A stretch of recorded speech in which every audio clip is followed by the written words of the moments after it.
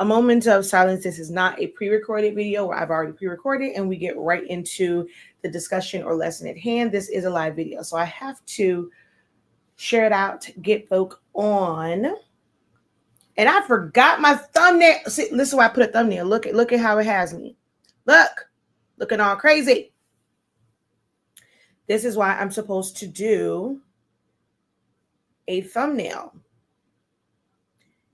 And I didn't. I was trying to rush because I'm super late. I was supposed to be on at 1.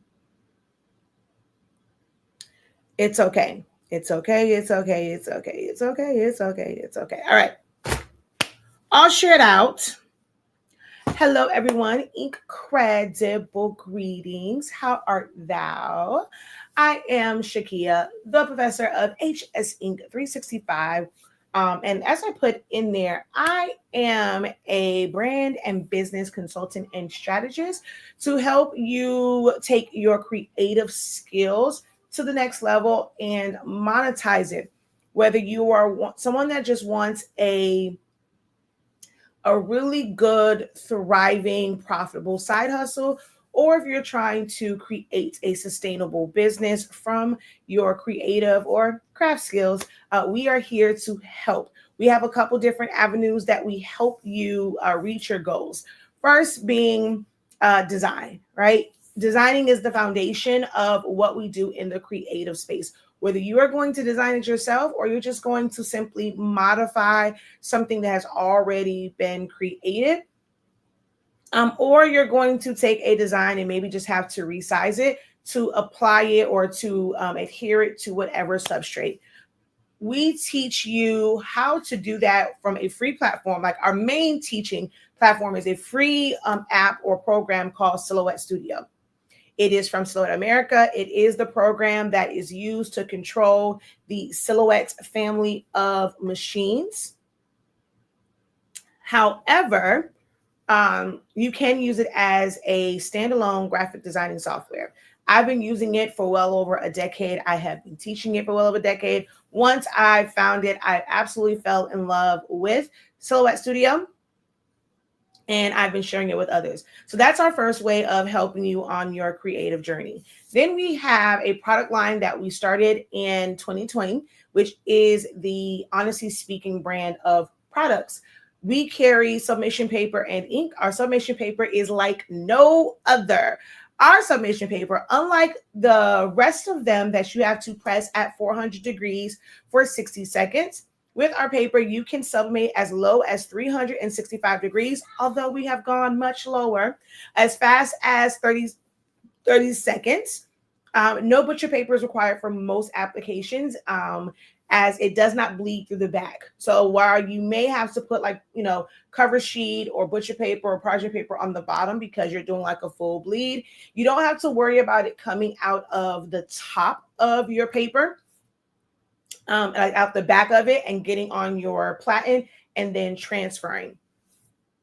One of the things that I also say, like when it comes to sublimation, well, you know what? I'll get into that because we're going to talk about some tips and things when it comes to the craft industry. But we have this amazing paper and sublimation ink and pigment ink as well for all of your regular prints for stuff like, fans. I made some fans for my baby. Okay. And then 365 Creative Academy, we have Silhouette classes in there, but we take it a step further. We have specialized classes for party favors, for foam board. We want to learn like specifically just design techniques and tips and tricks and things of that nature. We have some design challenges to just kind of flex your creative muscles and just kind of practice some things. We have, I think it was some more classes. We have classes on business and pricing, all sorts of classes on our academy. So check that out, 365 Creative Academy.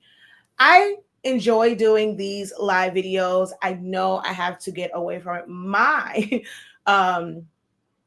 business mentors, I guess you would say, will probably kick my butt because I'm always doing these. I just can't get away from it. I love doing this. I just love this connection and being able to just kind of come on and share. So I'm always trying to find a loophole. So we're just going to have a quick little discussion about the creative business and the frustrations of it, how you can make it work for you. I'm just kind of giving out some tips and things that I have discovered along the way. You are more than welcome to ask additional questions in the chat if you would like to pick my brain about anything. Okay. Ooh, we have a birthday in the building. Happy birthday, Phyllis. How art thou? Happy birthday to you. Happy birthday to you. All right. Oh, I didn't realize that was shown like that. I don't like that on there. Okay. So as you guys come in, we do ask that you say hello. I know some of you guys may be at work, you're on the clock, but if you can still drop a hey, how you doing? Hello, let me know who is watching, where you are watching from, if you can type that much. Also, what is it that you do in the creative space? I want to know, who's here, what you do, so that I could possibly cater some of these tips and things to you and what's going to be helpful and beneficial to you in your creative journey. So drop a hey, how you doing? Okay. Let's see here.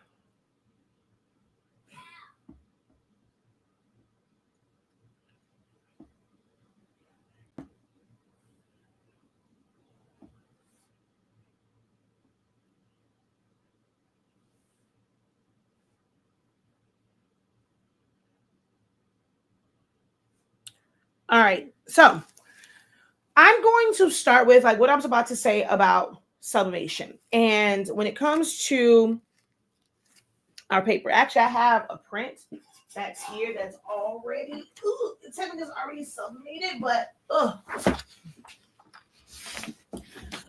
Now, when most people are doing sublimation, there are times where, let's just say for tumblers and things, most times they're like cutting it down. And sometimes I see people do, let's say if it was like a fanny pack or a wallet, things of that nature, sometimes even socks, people would want to cut it down right to like the size and to the design. Now, while our paper does not ever bleed through the back, as you can see, this has been pressed. You are not going to see an impression on the back side of this paper of the design. Whereas you would see that with other papers. And for some people will say, oh, that's how you know that it has been sublimated once you see the design come through. Ours, you won't really ever see, well, so you won't really, but you won't see the design come through because it does not bleed through the back. Now, whenever I am sublimating, I always make sure that there is a white border, like an area of white around your print. I never recommend that you cut that right at the edge of a print. If you're going to use art paper, you're not going to put a cover sheet on the back, because although it's not going to come through the back, if you're cutting right up to the edge, you have to remember that your paper is like on a shirt, may not, happen so much. So, but like if you are doing something that is raised, a sock, MDF, anything that's raised, it's not completely flat on that surface, which means the gases can escape. So if you cut it right to the edge and you press it, it's when it heats up and it's gassing off, that gas and those colors can come from like underneath it, and that can get on your heat press, and that can transfer, because once it's on there, if it comes in contact with that synthetic fiber, i.e. polyester, it will transfer. So if you are going to cut your design right to the edge, you either want to put heat tape on it to cover that up. Like I'll do that with my stole sometimes, because sometimes I do have to cut it down and cut it right to the edge. Or I recommend that you do use a cover sheet. If you choose to use a cover sheet with our paper, 30 seconds no longer works. 365, no, I'm gonna say it doesn't work, but you have to press a little bit longer. And I do recommend that you take your heat up a little bit more if you're going to use a cover sheet, because cover sheets, whether it's butcher paper, parchment paper, you use a regular sheet of paper, it creates a heat barrier. So now not as much heat is hitting the back of the paper. it's less heat. So you want to increase that heat so that when you're pressing it, and because it has another layer to go to, we're going to get to that 365 to get the most vibrant color. So if you're scared, you scared, and you don't want to take the chance and you want to keep using butcher paper and stuff like that, you can put the cover sheet on the back, but just kind of increase your temp by maybe like 5 degrees and increase your time by maybe like 10 seconds if you're going to put a cover sheet. Now, if you're doing it as a precaution, if you don't put a white border and you just press it, that gas can still come through. So you may not be able to still use that piece of cover sheet, because if the ink and the gases got through and it's just a little bit on that cover sheet, when you go to put it on something else, that heat is still touching it, it's still going to transfer. But now let's say you have the white border, but you're just like, girl, I see you on here. I know you know your stuff, but I don't trust it just yet. And you decide to put a cover on the back. You can reuse that cover sheet because nothing is going to get on. And you can inspect it and see that nothing is going to get on the back. It's nothing going to come through the back and get on your butcher paper, your parchment paper, things of that nature. So that's a little tip when it comes to sublimation. If you're going to cut really close to the edge, like right up to the color, I recommend that you use a cover sheet and you dispose of that because it will come through. Okay, so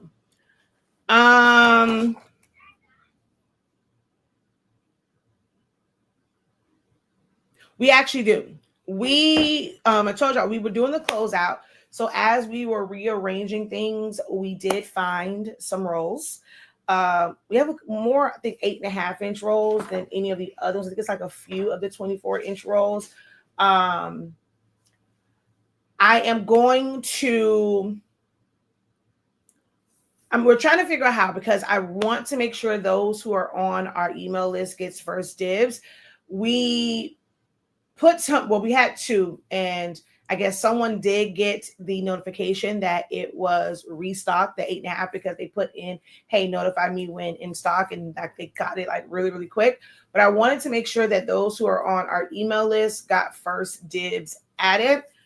So we're working on how we want to kind of do that. I'm probably going to create a whole new listing that really won't show up on the website, but you will be able to purchase it. And when we do that, like, we'll send it out, and hopefully you guys are opening up your emails and you will get first dibs, because it's not a lot of them and we're not ordering anymore. We just within the closeout sale, and we got down and we were moving boxes around. We actually happened to find some rolls like that, like the boxes, and they were at the bottom of the pile. So we are going to release those, but we're releasing them to those on our email list first. And I'm probably going to have to create another listing for it. So be on the lookout for that. All right. So, what was one of the other things that I was going, let me go through I need to actually grab my notebook and start writing these down instead of trying to remember them all. Definitely need to. I saw some things and I wanted to address them to answer some questions that I've seen.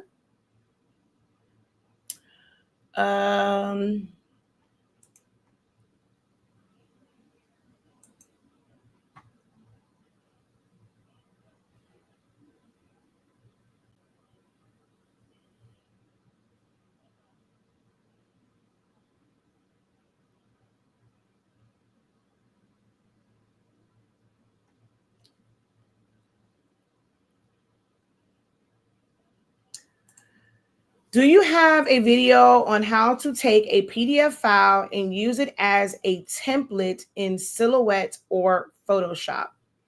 So all PDF files are not created equal. That's number one. Okay. They're not all created equal.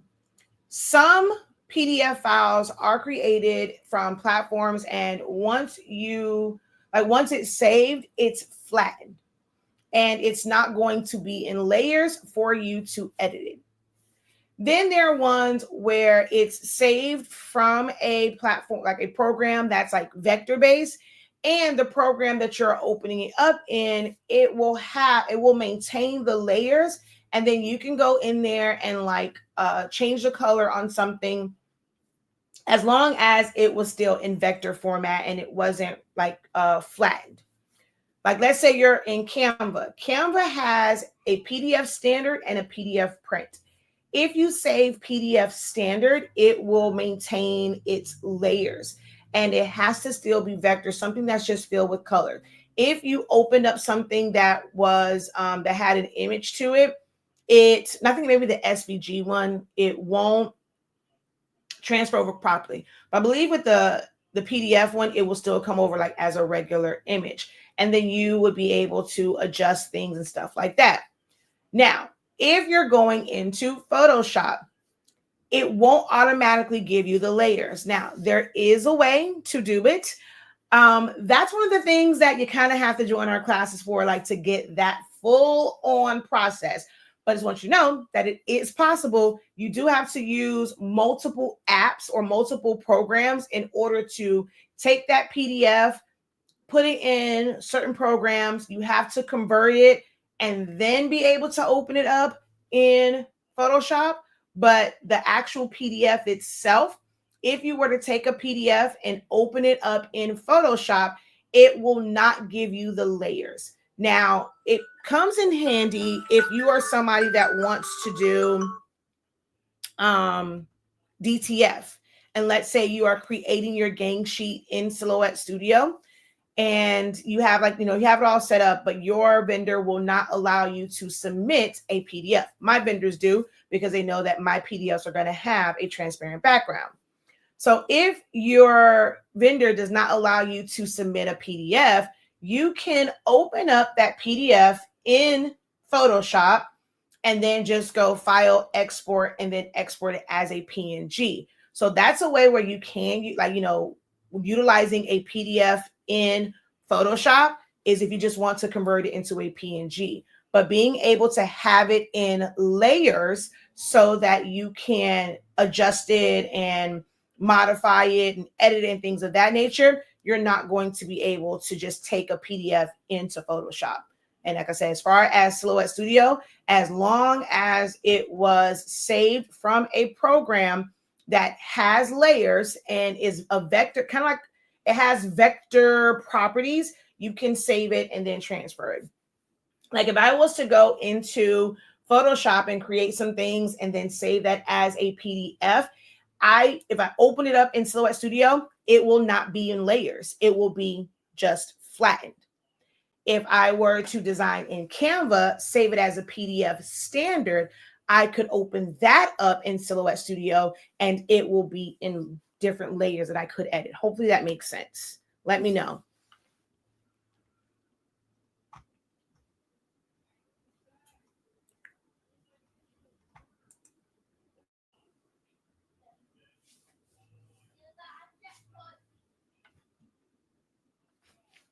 But as far as going from Silhouette to other ones, that is in a class.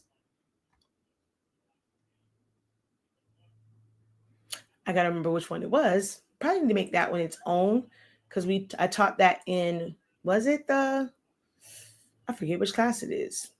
I got to actually write that down because that's actually a really important one.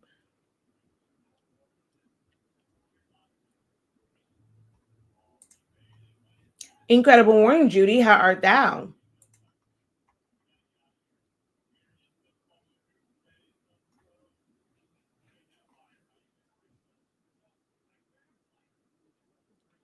Oh, okay. I know there was one of the other ones. This one is not necessarily a creative question, but there was a question in regards to pricing for shirts. Now, I am one where in my creative lounge, I have taught that there are technically 12 different ways that you can make customized apparel, right? And I'll go through just basically what those things are. you have, okay, she says, hold on. Makes sense. I was trying. And where did the PDF come from, though? So you were trying to open it up in Photoshop, but where did the PDF originally come from? All right. So you have the where most people will probably start at. If you do not have any type of cutting machine, you can still make customized apparel by using printable transfers. And you normally can print with those printable transfers on any printer that you have in-house. They're not the same. You can't use the same transfer. There are transfers that are specifically for laser or toner-based printers, and there are transfers that are made for inkjet printers. Inkjet is not a type of ink. It is like the way that ink is expelled. So a dye-based printer can be an inkjet printer. Well, is an inkjet printer. An inkjet printer can have pigment ink in it. An inkjet printer can have sublimation ink in it. An inkjet printer can have eco-solvent ink in it. An inkjet printer can have edible ink in it. An inkjet printer can have, I think I'm missing one. I think I said no, sublimation, eco-solvent, dye, pigment, sublimation, eco-solvent, DTF. That's what I was thinking. So these are all inkjet printers. So most people in-house are going to have an inkjet printer that uses either dye-based ink or pigment ink. So you can use the printable transfers. There's a printable transfers for light, which doesn't technically require you to cut it down in any way, shape, or form, but it will leave like, you'll see that what's called emulsion layer. Like you'll see like that, especially when you wash it. So it is recommended that you go ahead and you get crafty with the scissors and you trim as close as possible to it. And then you're going to press that, and then you're going to lift off the backing, and it's going to be on your white or light colored shirt. And then there is the printable transfer version where you can technically cut it out by hand, but it does work better when you have a cutting machine that will give you a precise contour cut. So that's like the first way that you can make shirts. The price point for the transfers, it varies. There are some that are really great quality, some that are not so great quality. That's going to affect the pricing, right? Just making the things. We're not talking about the design and all like the extras, just making it. So because you can do printable transfers, that's going to be first. And then most people, when they want something a little more precision, they tend to go to HTV. HTV is heat transfer vinyl. You are going to use some sort of cutting utensil. You actually don't need a machine in order to cut HTV. If you are crafty with an X-Acto knife and you have like a design or something on there, or you want to you can technically cut with an X-Acto knife and cut your design out. You could technically cut with scissors if you wanted to for HTV. It just needs to be cut and then weeded, and then you can apply it to a shirt. You can layer them. You have all these different colors that you would have to cut each color that you need, and then you would layer it on. There's so many different types. There's smooth, there's stretch, there's flock, there's glitter, there's puff, there's metallic, there's electric, there is patterns. Man, it's just so many different types of HTV where you can create different textures on a shirt, right? Different textures on a shirt. So you have that one. Then you have another traditional one, like for like large orders, would be screen printing. And that's where they're going to put it on the screen and they're going to apply that directly to a shirt. That's a really cost-effective way, but you do need like certain equipment. You have to really understand about off contact and all these different, especially if you're going to do like different colors. But if you're going to do like single colors, that's one of the least expensive ways to do bulk shirts, is going to be your traditional screen print with a regular screen print like press. There are like DIY or in-home ones that you can do that's just like a small screen and you just put it on there and flood it, and you have to be very careful. Like it's just a whole little process. But you can do screen printing.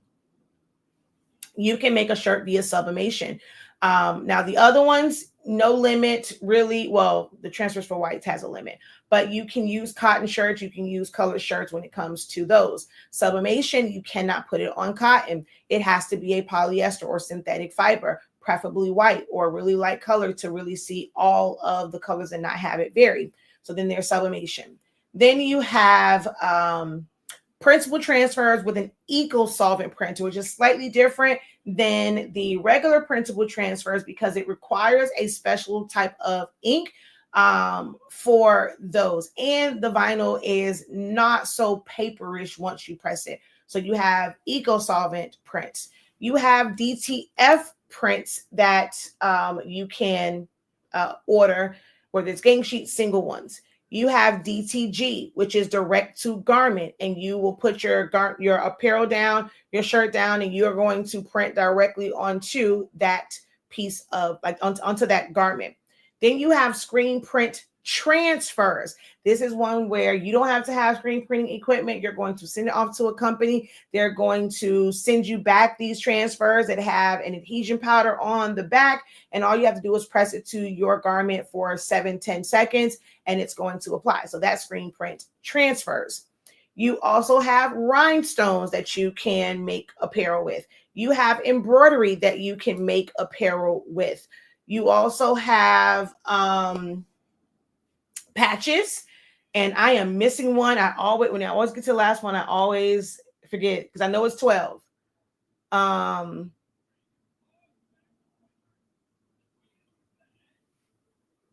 forget what it is. But even with 11, there's a lot of different ways, and each one of these ways has different levels to it.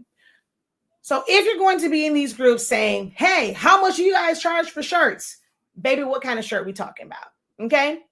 And then once you can figure out the method, what quality of shirt are we referring to? Are you someone that's going to offer just the cheapest shirts? Are you the person that's in the group saying, hey, where can I get some cheap crew neck shirts?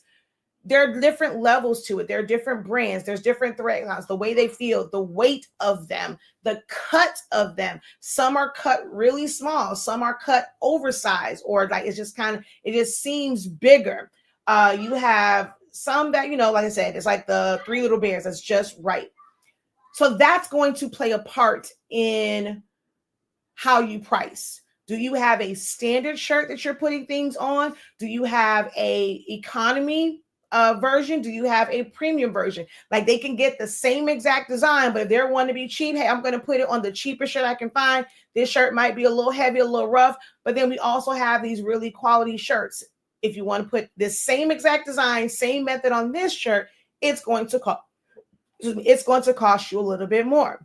If you're doing methods where you're having to layer or stack things, if you're going to do sublimation and rhinestoning, that's a different cost. So you cannot really go into the groups, and some people are getting upset like when they don't get the answers that they want, or some people are like, let's say somebody will ask that question, someone will put an answer out there, and there are so many people that feel like, oh my God, that's not enough. Well, you don't even, like, they're going back and forth. You don't even know what method they're referring to. Maybe they're talking about a $1 shirt, like the cheapest shirt that they can find, and they're using a printable transfer. Like, that's why they're okay with selling it for $10 or $12 or whatever. You have to be as specific as possible. And if you are somebody who is wanting to explore all of these different options and apply and offer all of these different options to your customers, you are going to have to determine prices for each one. All of your shirts do not have to be the same price. So you don't have to go to, it's like, okay, well, our shirts are $20. So that means no matter what, no matter how many layers it is, if you're doing HTV, things up, or are you just doing one type of method and you're like, all of my shirts are. But if you're giving answers, be specific with that. And when you guys are asking that question, try and be as specific as possible, because there are at least 11 different ways that you can make customized apparel. Make sense? Let me know if you guys are if you guys understand where I'm coming from, you're with me.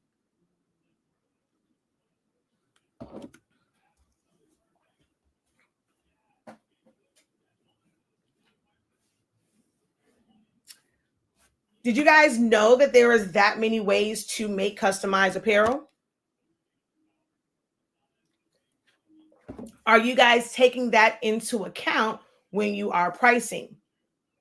Are you taking into account the quality of the garment that you are using when it comes to pricing?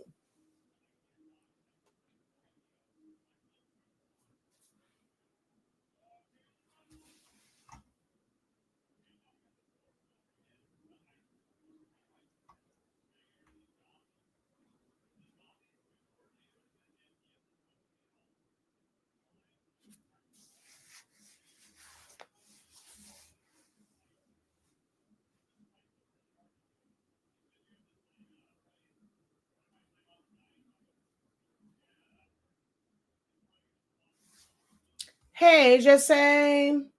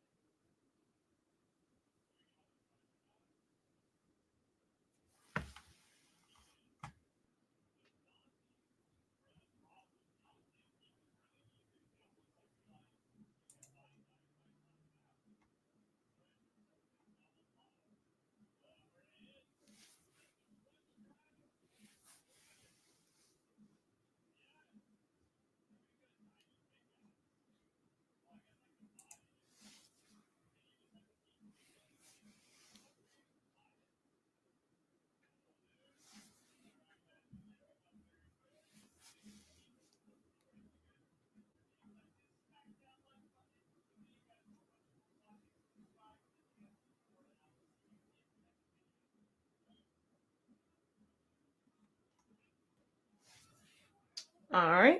So I'm hopefully you guys understand that.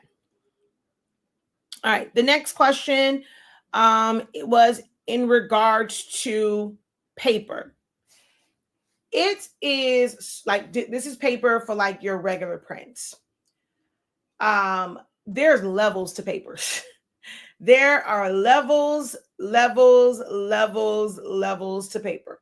Really, any and everything in this creative space, there are levels to it. And you have to, let me kind of just back up a little bit. There's a lot of people teaching classes.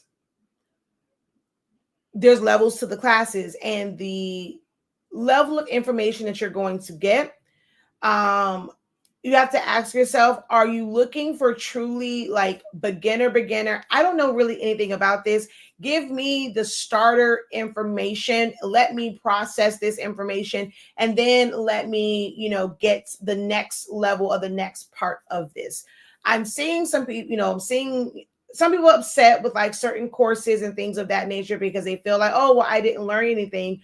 But did you, well, one, did you ask questions of the instructor if they did not have like a clear description? Was it for beginner? Hey, you've never touched this, you've never opened this up, you've never used this particular product. So I'm going to give you the true basics of it and then kind of go from there. But you might be someone where you know these things and you kind of took this class because it's just under this one umbrella of, okay, learn how to do this. And you had in your mind a different expectation, but they're like, look, I am teaching ABCD. You might be wanting LMNOP, but I'm only teaching ABCD. You might be someone where it's like, okay, I know ABCD, I know LMNOP, I just need someone to show me XYZ. Well, if you are expecting XYZ, but this instructor is only equipped to teach ABCD, maybe a little LMNOP, then guess what? You're going to feel dissatisfied in however much that you paid for the class. Know that there are different levels, and every room it's not meant for you to be in, because no matter how much they show up online, how many viewers, how many followers they have, make sure that you're really checking their content. What have they put out there before, so that you know the level of training and learning that you're going to get, so that you're not disappointed. Okay. But when it comes to papers, there are some folk who are going to teach about, let's say, party favors or invitations or anything that you're going to print out. every paper is not created equal. You can't get upset where it's like, oh, well, mine isn't coming out this way, because what if I chose to get a paper that's a higher quality paper, especially when it comes to matte papers? There are some where the colors are just chef kiss. I mean, they are amazing, even though they are matte, because of the way the paper is made. The paper is coated. It's not sucking up all of that ink, because remember, we're talking inkjet.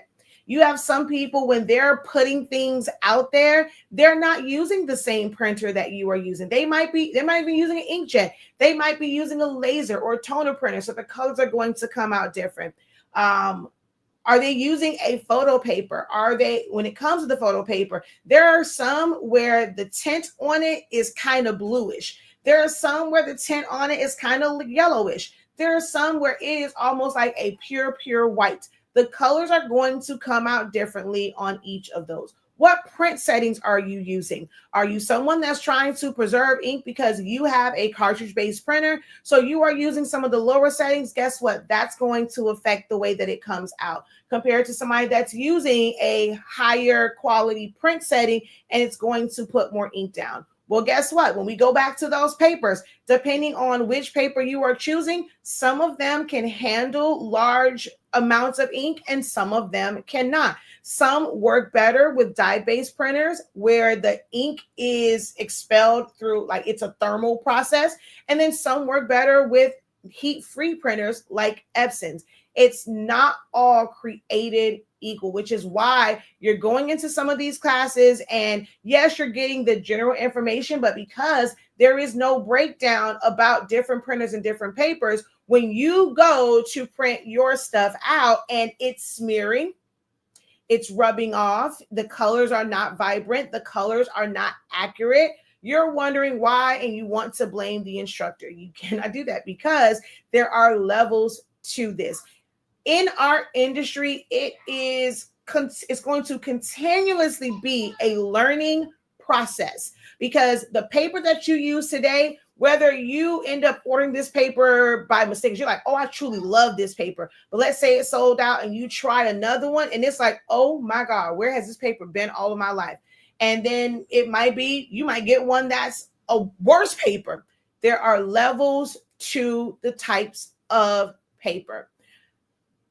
Certain papers don't work with certain printers. So if you are going to be someone that's going to ask the question in groups of, hey, what paper are you guys using for chip bags, party favors, please ensure that that is followed up with, I am using whatever printer, this printer brand, this model, or whatever. Make sure that you are including that, because even if you and somebody else is using an Epson printer, the way that the cheaper Epson printers print out compared to the more higher quality and more expensive printers, it's going to be different. So try to be as specific as possible in these groups when you are asking questions and seeking help. Try to give the room as much as you possibly can, like as much information as you possibly can. And like I said, at the very least, if you're going to ask about papers, make sure that you are letting them know which printer you are using, so that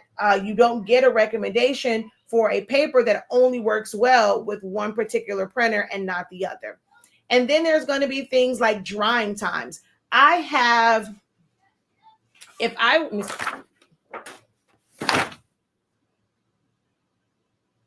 Just pop myself in the eye.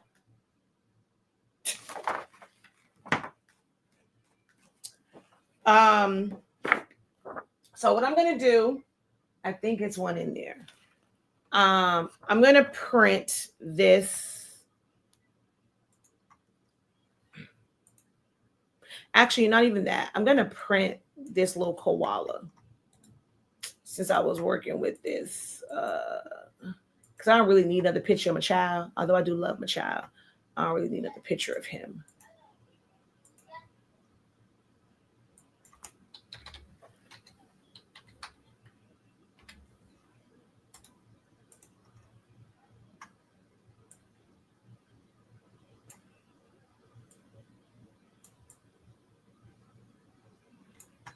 All right, so print, And it should already be set and print. She says, big facts.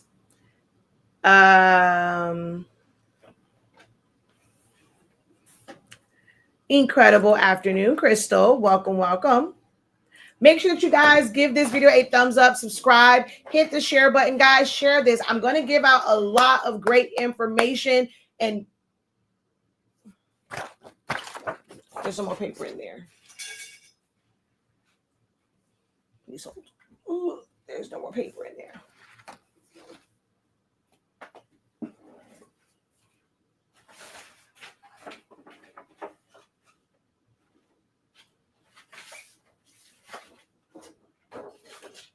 Well, and I don't think I have any more in here.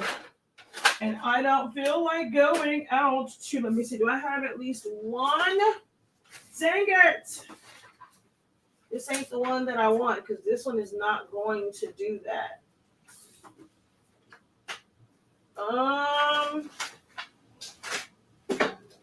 Dang it. We're going to have to save that demonstration for a different day, because there's no more paper in here. And all of that paper is in the fulfillment center.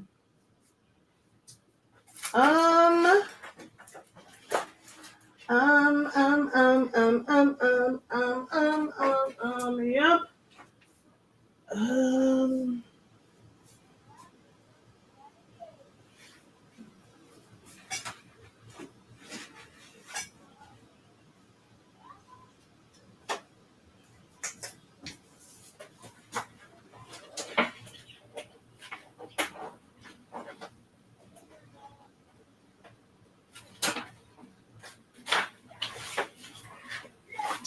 All of that paper is in the, I did not realize that that was out of paper.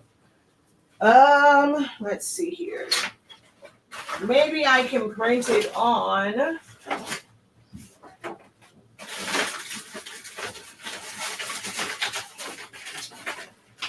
Okay, this one that didn't fully print.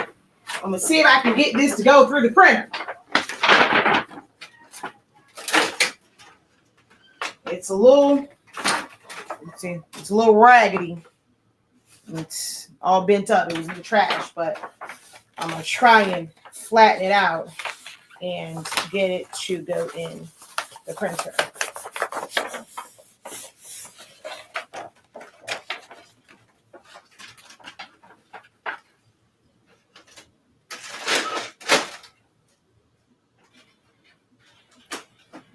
Hopefully it pulls through. It doesn't get stuck.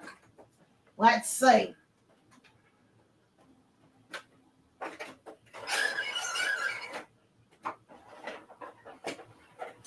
Baby, that's why I loves me a good workforce printer. Because any other paper that much bend would have gotten stuck. Okay? It would have gotten stuck. Love a good workforce printer, honey.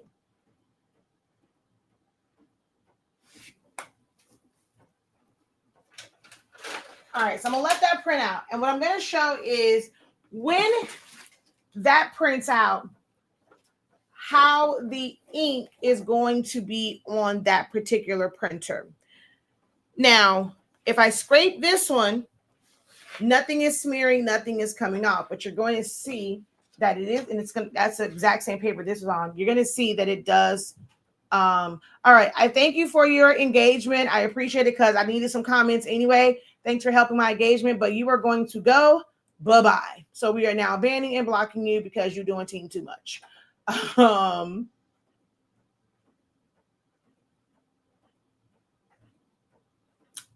right. So hello, Professor. Hope all is well. How can I get rid of pinwheels in my prints? You have to tell me exactly what type of print you're referring to. There can be pinwheels on, if you're doing regular prints on certain papers, if it's on sublimation, things of that nature. So you got to give me a little bit more detail. That's a little too broad.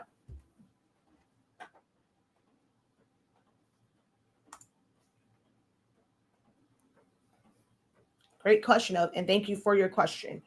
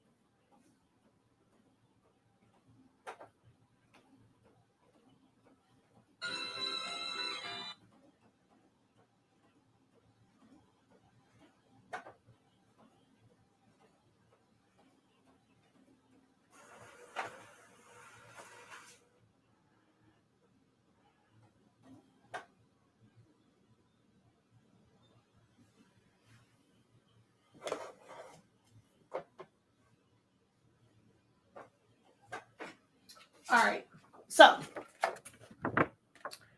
I printed this one out, and I want to hold on.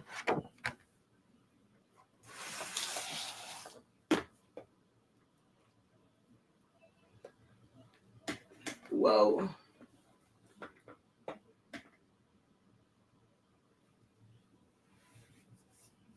Lord, I look hella huge over there. Okay. So now with this one, it just came out of the printer, and look. Okay. If you scrape,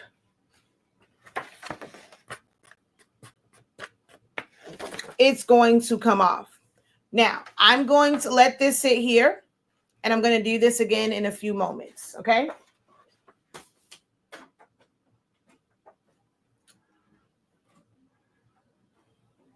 All right. So it is on my Pigment Ink Workforce 7840 sticker paper. So for those who may have just joined, so her question originally was how to get rid of pinwheel marks on my prints. Unfortunately, you are not going to be able to. One, with that particular printer, there are extra layers of those pinwheels. I mean, you can't avoid it on the Workforce either. Any printer that is, well, a desktop printer that has all of those like wheels to keep the paper in there, it's bound to happen.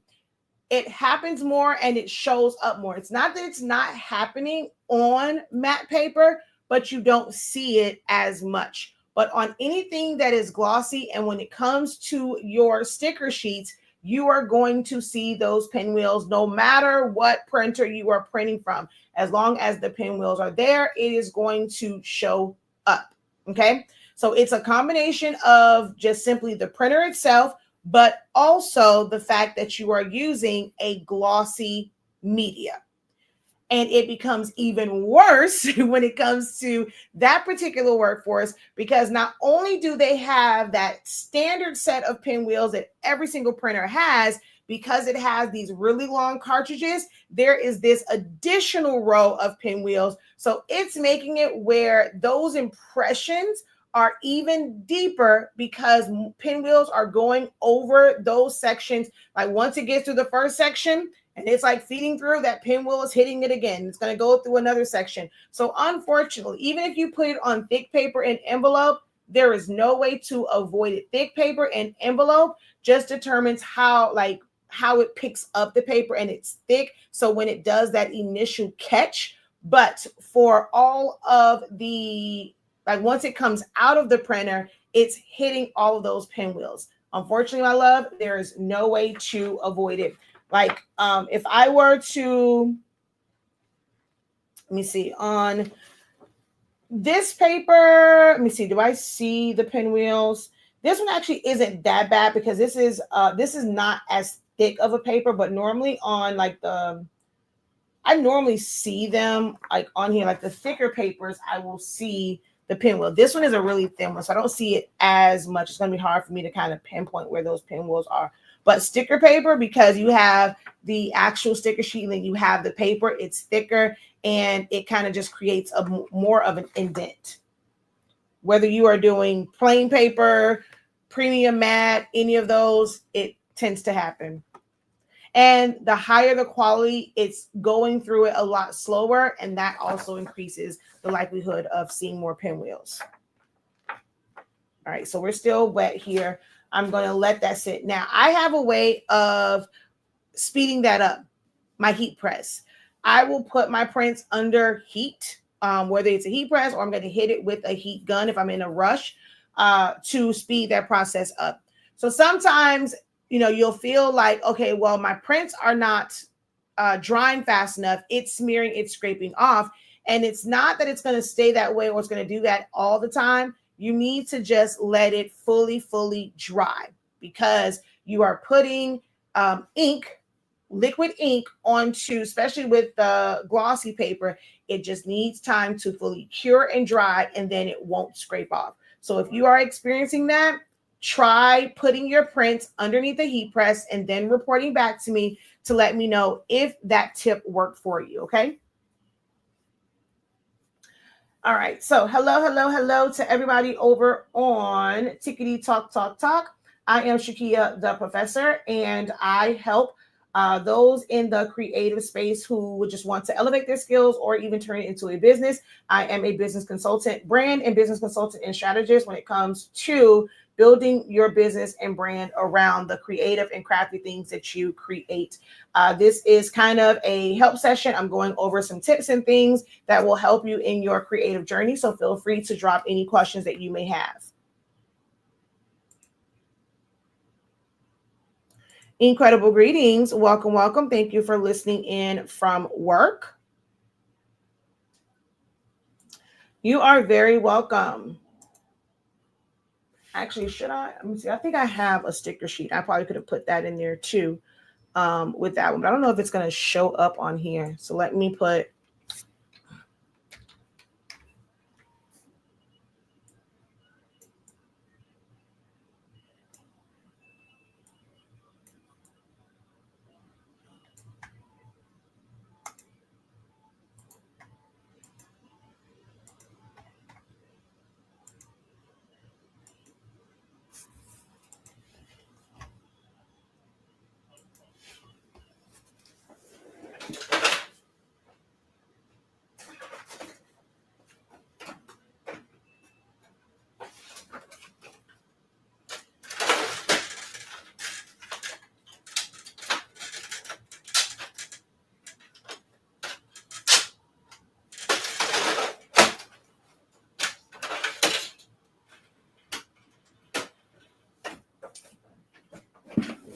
Yes, if time permits, you can definitely let it sit overnight. If you're doing kind of like an assembly process and you're going to print one day and then assemble, letting it sit overnight, it definitely should not be smearing like, by the next day because it's going to fully cure. But if you need to speed up the process, turning your heat press on really low, you don't have to close it on there, just let it hover above it. And that will also speed up that curing process.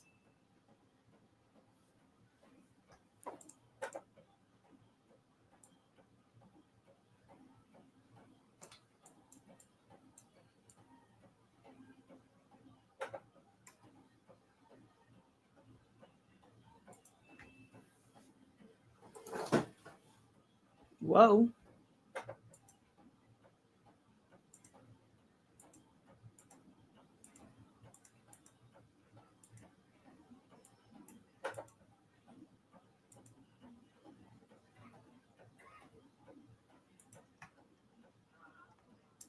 All right, so I'm going to wait for this print to come out and I will show you, how that is on that sticker paper.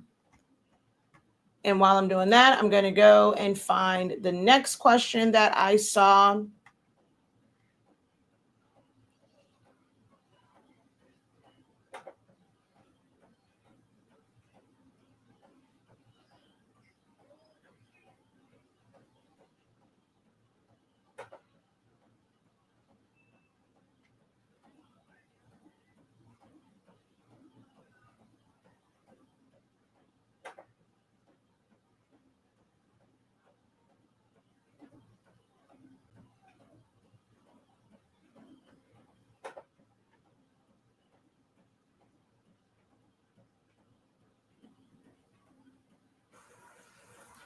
All right.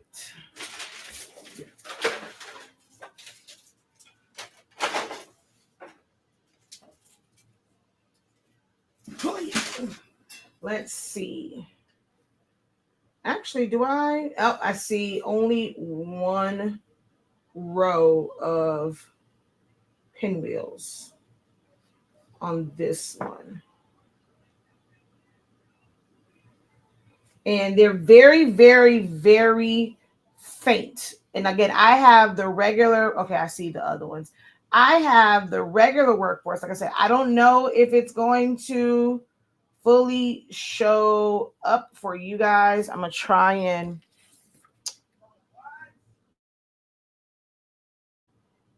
will it show up? Probably not. It's going. I'm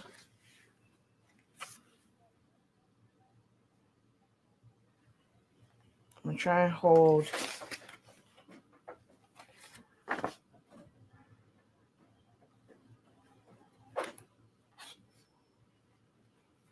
Also, let me know what settings are you using. Yeah, I don't think it's gonna show up on this camera, but they are there. And as I said, you can't technically avoid it. All of the printers put it on there. It's just that Workforce 7840, it's almost like it's more visible because of the extra rows that it goes through. But I see it here. I saw the one right here, right here. So they're visible. It's just like it may just be showing up more on yours.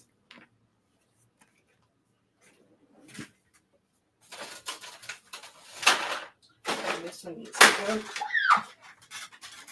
in tray 2.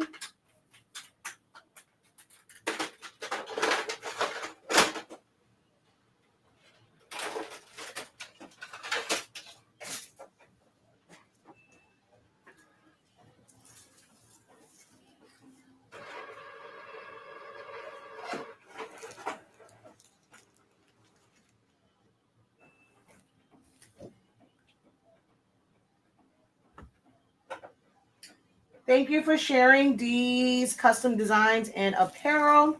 Let me see. What are we working on today? I am not working on any specific project. What I'm doing today is answering questions, and some of the questions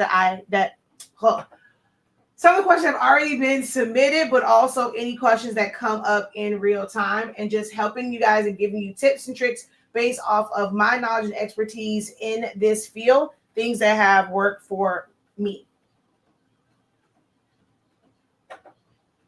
So right now the question was about pinwheels when they're printing to sticker paper from their 7840, and that particular printer has more pinwheels on it because it has the long cartridges, so that section is much longer, and so you end up seeing those indentions from the pinwheels a little bit more on that printer than you do other ones.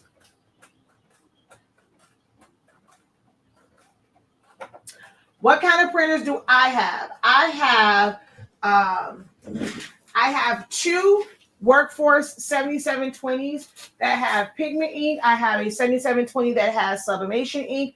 I have a Canon TC20. I have a Roland BN20, and my laser printer, which was an HP, died on me.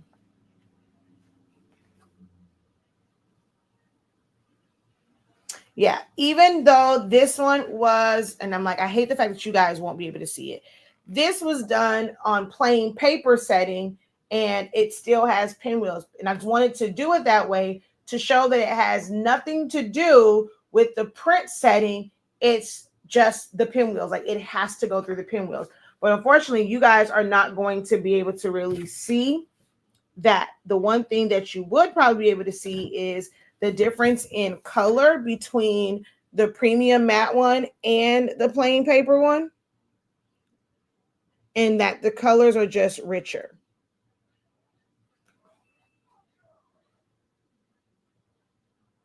Okay. And then here, if I scrape, ooh, I'm ashy. Nothing is happening. The color is not coming off. This one, it's still coming off because, again, it's not enough time. By the time we get to this, hopefully it will.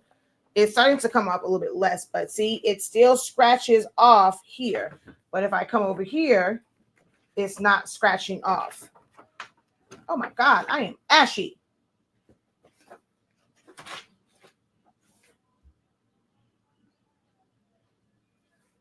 Lord have mercy. I need some lotion, Jesus. That's ashy. And I don't have not one bottle in here. Lord have mercy. I need some lotion. My hands is ashy. They let you know they're clean though. They're clean because they're ashy. I wiped all the lotion off of them. or wash all the lotion off of them.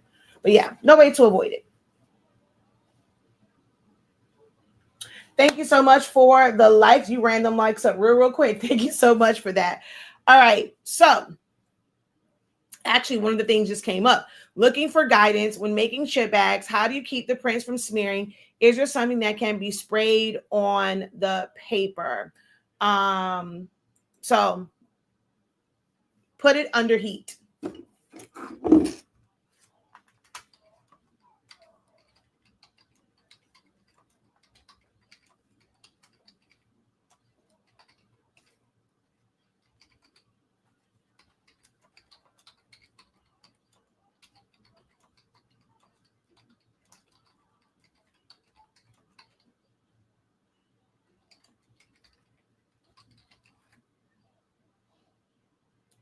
Okay. All right. The next question that I have here is in regards to print and cut. And this is a question that comes up a lot. I use cameos, so I'm often asked questions about like the Cricut one. I don't own a Cricut machine. I have 7 cameos, which you can experience some issues, like depending on how you set it up with cameos as well.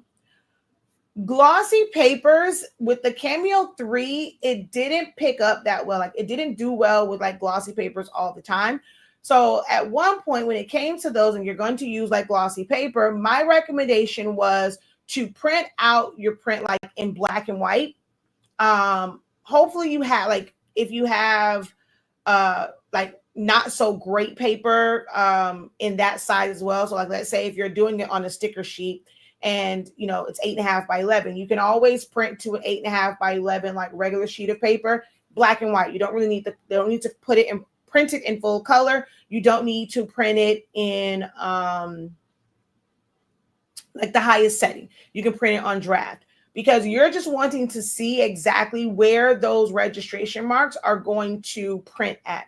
And then what I would do is take like address labels or like little labels and cut them into strips, and I would put them where the registration marks are going to print. Like I will put them on there before I send it to print.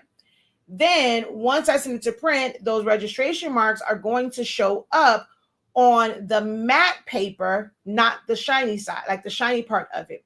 With the shiny paper, especially if you're someone who listened to people that said, oh, in order for registration marks to work, you have to have all of this light, and you put lights on your machine, or you put it like on a stand and you have an extra light, or you're shining all this light in like towards your printer, towards your cutter, that is causing more of a reflection. It's going to mess with the optical eye.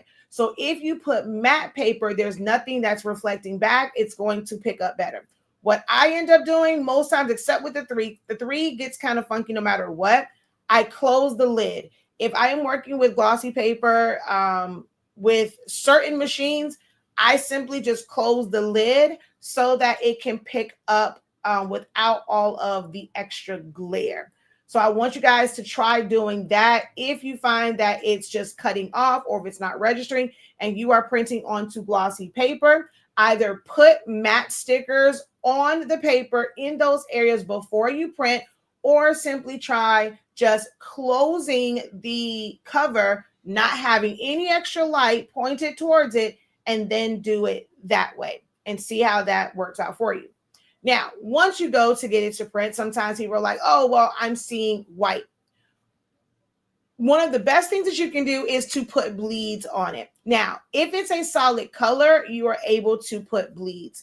If it is something that has multiple colors, if you have the system where you can like automatically like just put bleeds on it, it's going to extend that color. Even if it was like black, brown, red, green, or whatever, it's going to spread those colors. Now, when you have a picture, it does not just like expand it. There's no way to truly bleed that. Ooh, excuse me. It will give you this weird, like, print whenever you choose bleed and it's an image. Excuse me, it's a JPEG and it's not solid colors.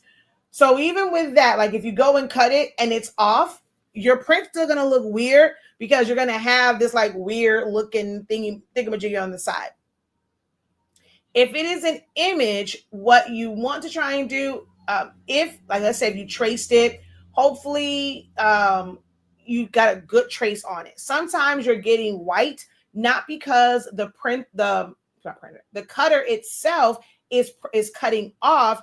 You're getting that because when you went to trace and detach, you did not go back in and make sure that that cut line was right up to your image. Because if you take it all, especially take it all to 100, it's going to pick up on those small pixels around the side. So it's not going to be right up to the edge. So when you go to cut it, yes, on screen, you don't see anything, like you're not technically seeing white, like you just see it as it's like transparent, but you're printing on white paper. So because there's no color there, it's going to look like it's off. Now, if it's just completely off, we got to go in and troubleshoot and see, there has to be a reason why that is off. Maybe you have it dialed up too high. Maybe you have your design in the restricted areas. That's when we have to do a little bit more investigation when it comes to that. But if it's just a little bit off, go in and turn on your line color, zoom in really, really tight to see exactly where that cut line is. Another thing that you can do, if it's a JPEG or like just like a rasterized, like a graphic image, is do an internal offset and make it very small so that it comes to the inside of it and the image itself is creating that natural like offset part to it. Like that print, it's not offset, it's creating like a bleed. It's like it's the image. So you're just going to do an internal offset, turn the outside off, only cut that internal offset, and that is going to help you avoid the white.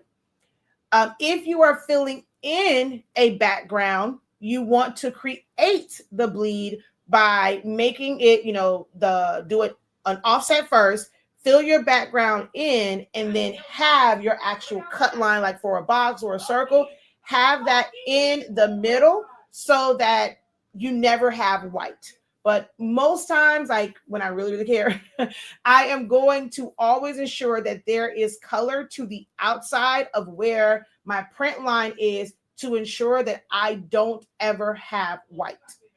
Hopefully that helps.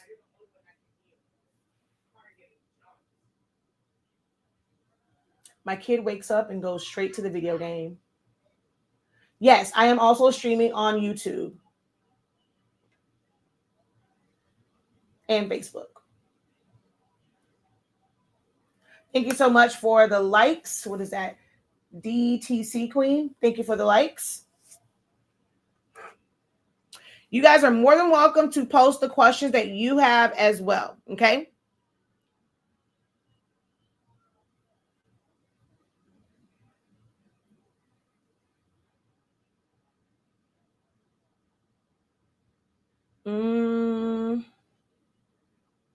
Oh, another good question. What type of vinyl should we use for floor wraps?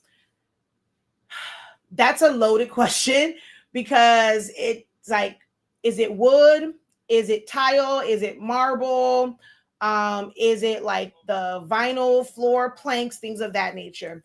Because if it's something like tile, you can put technically, like you can put regular vinyl on, especially if it's only like for a few hours. It's not, even though they call it permanent vinyl, it's not truly permanent. You're going to be able to like pull that up. If you're not quite sure about the flooring and the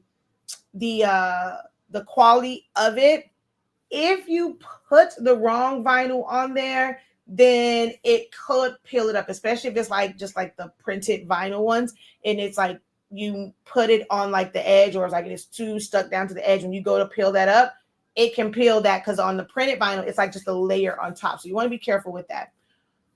But outside of like just the permanent part of it and the flooring, most people don't realize that there is like your regular standard vinyl, and then there are vinyls that will have, it'll say like AR or RA, like it's basically air release. And it has little grooves in the back. And this is a way that you can put it down, especially on larger surfaces, and not have bubbles. If you are using just a standard vinyl without having a brayer or basically like a cold laminate, if you're doing it on a floor, you don't really have that. Yes, you might use a large squeegee, but you're still going to get air pockets because it's almost impossible for you like holding that to get even pressure across the whole thing. Especially if you're like the squeegee that you're using, it's not going across the full span of the vinyl. So you might be doing one side and you have to kind of like keep moving. So you're going to get air bubbles in it. The best thing for you to use when it comes to floor wraps is making sure that your vendor has the air release vinyl, because it has little grooves. And as you're putting that down, it's going to minimize the bubbles, unless you're wanting to do a wet application, which will take a lot of drying and cleanup and all of those things. So check to see if they have the air release vinyl if you're going to do floor wraps. All right.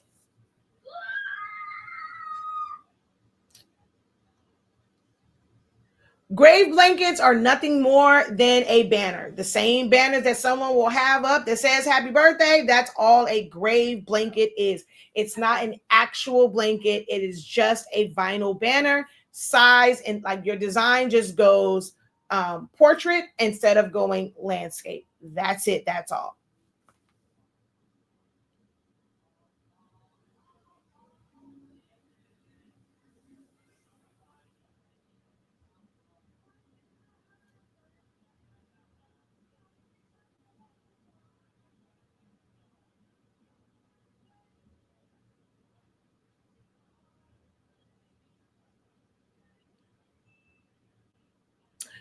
Best sublimation printer, there is no such thing, because they all have pros and cons, especially the converted ones. Now, if someone has a specific question about a specific printer, I can give you information about that specific printer. But when it's subjective when it says the best one. Ow! That hurt. Dang it, that hurt.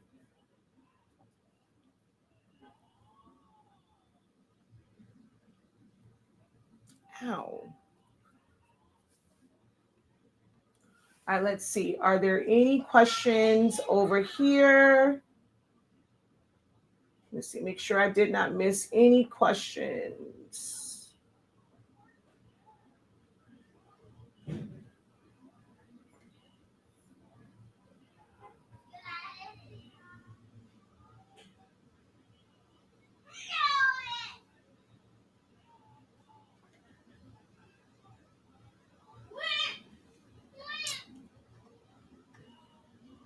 All right, and no questions over here. All right.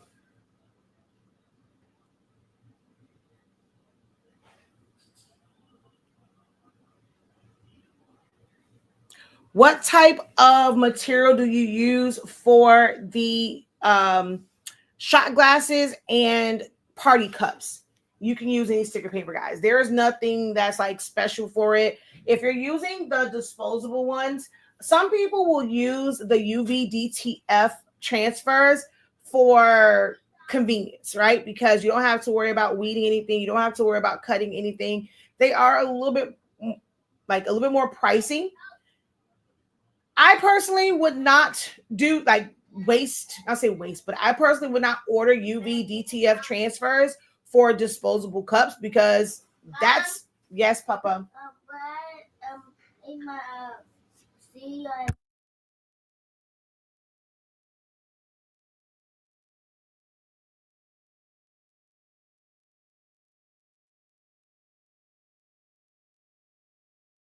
sorry about that. Somebody wants pasta. So yeah, I wouldn't recommend. I have one here. I don't know why my mom actually threw this away. It's actually kind of cool that question came up. So like with this one, this is just regular standard sticker paper for this. Now, when I'm doing ones like, so I have a client that does like the reusable tumblers. So we will use, I'll use my Eco Solvent printer, my Roland BN20, to print out decals on actual vinyl to put on things like this. Shot glasses, you can use UVD because those are something you can reuse all the time. So you can use UVDTF, especially if it's going to be small writing on it. And you'll get more bang for your buck.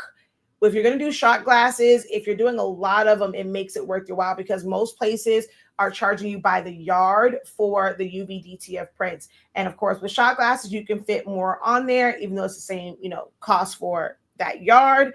And you can put smaller things on it. So I've used that for like wedding parties and like their dates and stuff, or like, just for not wedding parties, but like for actual weddings and their keepsakes for them, or sometimes for like their wedding party just for bachelorette parties. And the dates on there are really, really small. If they have, like, let's say they want a name and script and it's really, really small because it's going on a shot glass, I find that UVDTF transfers work better if you don't want to have some sort of outline around it, because if you have to go and do a print and cut, now you're talking about really, really small letters. It doesn't have enough adhesive on the back of it. And so you might be able to get it on, but they go to like wash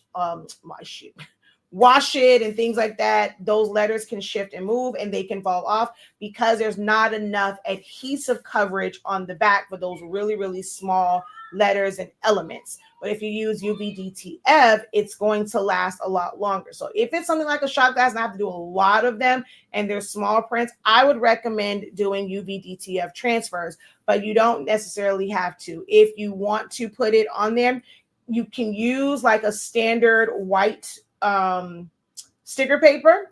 If you use clear, it's going to look like stained glass. It's not going to be opaque. You're not going to have white behind it. So it's going to be completely see-through. So some people will like, oh, well, I'll use this, or they'll use like the clear water slides because they don't want to see like the extra white. They want it to look like it's, translucent, transparent, but you have no white behind it. These printers don't have white. So it's going to look like stained glass. If you have to use white, one of the things that you can do to avoid it just looking like a white outline is to give it a color or add a background to it. You're going to use like, if it's going to be contour, you can't really do that in Canva because it has to be a frame in order to fill it in the Canva that way. There are ways that you can do it. I have a free video on my in my academy. If you go to the Canva 101 class, there is a free tutorial that shows you how to use image blend, where you're going to do like an offset first and then save it. You have to bring it back in. You have to do image blend to get like a pattern in a contour cut. But I use Solid Studio. You're just going to do an offset, put your pattern there, and then you're going to crop it down, and your background will be filled in with color, and then you can do your print and cut from there. Same thing with Cricut Design Space. You would do the offset, and then you would splice. So I would recommend making it a design element. If you have to have a border around it, instead of it printing just white, make it a part of the design, like match the theme of the design or the color scheme of the design, so it looks intentional and not like, okay, well, this is just this weird white border. Hopefully that makes sense. Okay.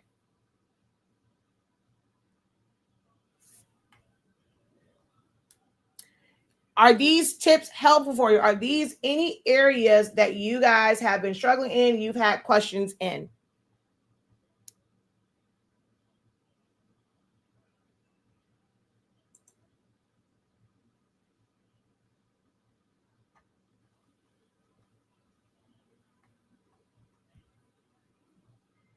Thank you again for the likes.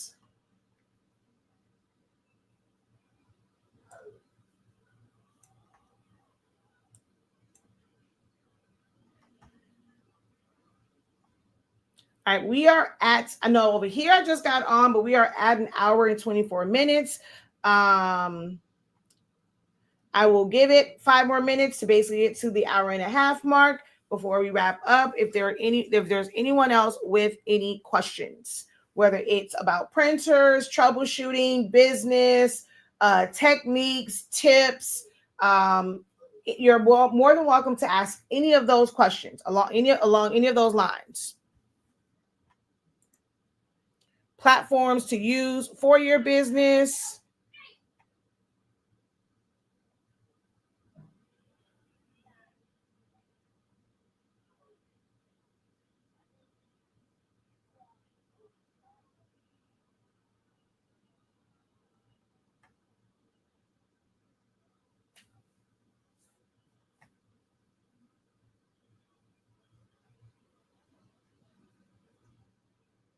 Going once, going twice.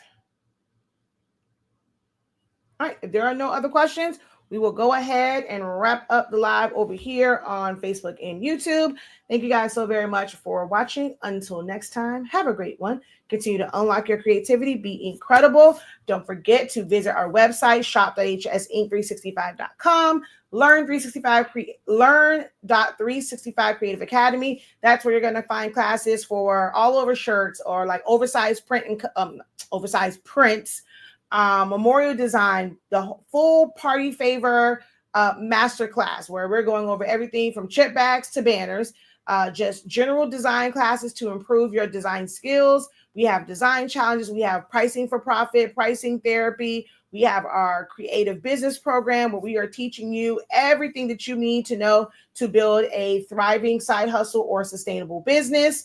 I'm trying to think, like, of course, Essentials Silhouette Studio, Essentials of Photoshop, Canva 101. We have our Canva design classes coming up, Canva for Business, doing videos in Canva. So be on the lookout for all of those.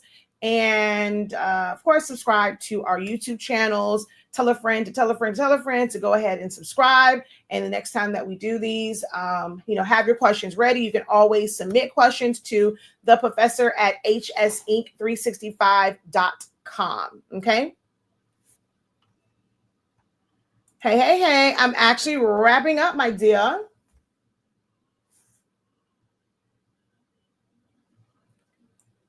right. So until next time, guys, have a great one. Peace.